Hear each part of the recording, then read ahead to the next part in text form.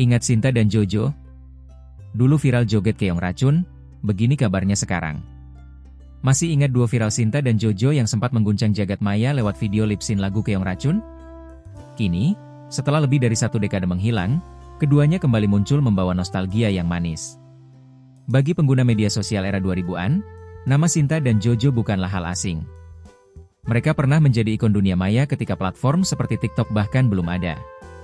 Dengan gaya centil, ekspresi jenaka, dan gerakan joget khas, video mereka menyanyikan Keong Racun mendadak meledak di YouTube dan menciptakan fenomena viral nasional. Popularitas mereka bahkan mengantarkan keduanya ke berbagai acara televisi dan iklan. Namun seiring waktu, sorotan publik perlahan meredup, dan nama Sinta Jojo seolah tenggelam di antara banyak bintang baru. Begitu lama mereka tak terdengar, sampai muncul rumor tak sedap yang menyebut keduanya telah meninggal dunia. Namun, kabar itu resmi terpatahkan.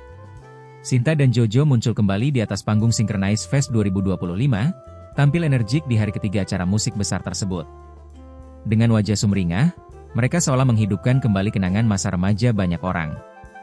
Kami berdua kan tinggal di kota yang berbeda, jadi banyak yang kira kami sudah meninggal, kata Sinta di Gambir Expo Kemayoran, Jakarta Pusat, Minggu, 5 Oktober 2025. Tahun ini, keduanya bergabung dalam formasi nostalgia bersama Santi, Astrid, Citra Scholastika, dan Naikila, membawakan lagu-lagu yang dulu menghiasi masa muda generasi 2000-an.